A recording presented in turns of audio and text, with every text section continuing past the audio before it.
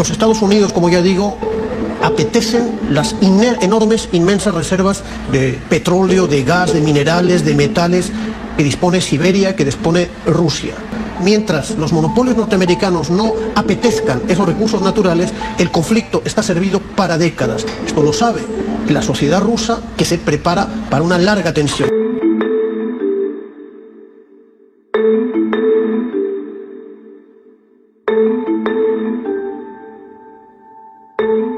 Pero ¿por qué es interesante Ucrania para los Estados Unidos?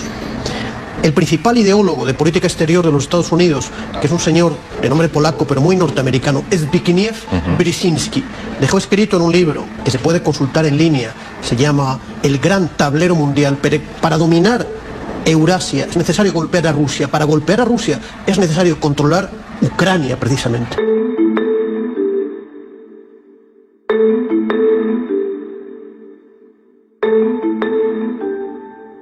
Ucrania es la segunda república soviética socialista, antiguamente con una gran potencia industrial, un granero de alimentos sumamente importante. Ese es el interés que tiene los Estados Unidos, controlando Ucrania, hacer de Ucrania una base de operaciones contra Rusia.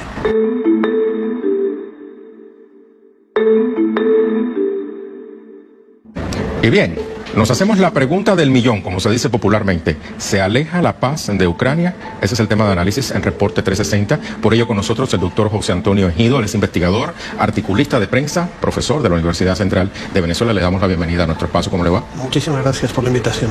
Bueno, vamos a entrar en materia, profesor. Rusia acusa a la OTAN de aprovecharse de la situación de Ucrania para acercarse, digamos, a las fronteras del Kremlin. ¿Cuánta razón podría tener el gobierno ruso con este planteamiento? ¿Por qué interviene la OTAN en el conflicto ucraniano? ¿Cuál es su objetivo a largo plazo? Mire, un compromiso con Gorbachov antes de la caída del muro de Berlín de que la OTAN no iba a avanzar y iba a aprovechar la descomposición del socialismo europeo para golpear a Rusia. Esto ha sido tan falso que varias repúblicas antiguamente socialistas soviéticas, como las 3 repúblicas bálticas, son hoy países miembros de la OTAN, además de otros países del antiguo Pacto de Varsovia, aliados de Rusia, de la Unión Soviética.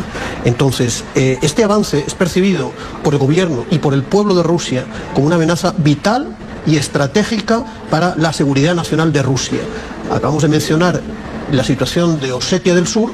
La consecuencia de la cercanía del gobierno georgiano con la OTAN y con los Estados Unidos fue una espantosa guerra en el 2008 que dejó muchos muertos. La cercanía de Ucrania con la OTAN ha dejado más o menos 10.000 muertos. John Kerry, el norteamericano, hablaba de 6.000 muertos en lo que va de año pasado y este año en el muy duro conflicto de Ucrania. Según estuve leyendo en los más recientes cables, también Letonia está como intentando sumarse a este cerco a Rusia. Sin duda, Letonia, Estonia y Lituania son países, antiguas repúblicas socialistas dirigidas por extrema derecha nostálgica del régimen nazi, completamente colaboradores de los Estados Unidos en esa política de cercar y de golpear a Rusia, que es un país apetecido por sus inmensas reservas naturales.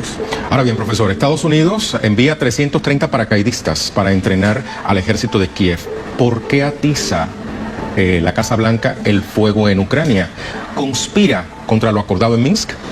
Mire, los acuerdos de Minsk son un golpe para los Estados Unidos, son muy favorables para el pueblo del este de Ucrania, también para Rusia. Se reconoce que Crimea ya forma parte de Rusia. Pero ¿por qué es interesante Ucrania para los Estados Unidos?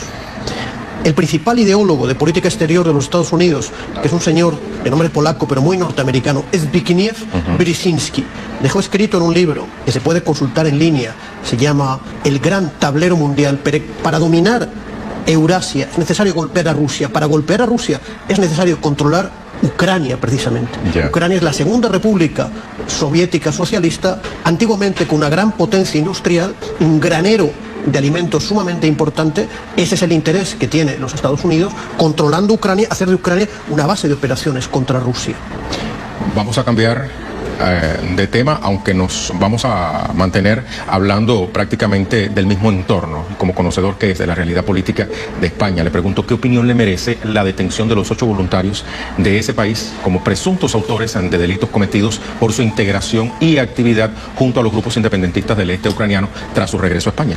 Hay que destacar algo realmente sorprendente es el gran impulso de solidaridad en los medios populares españoles, también progresistas occidentales en general, con la causa de las repúblicas del este europeo.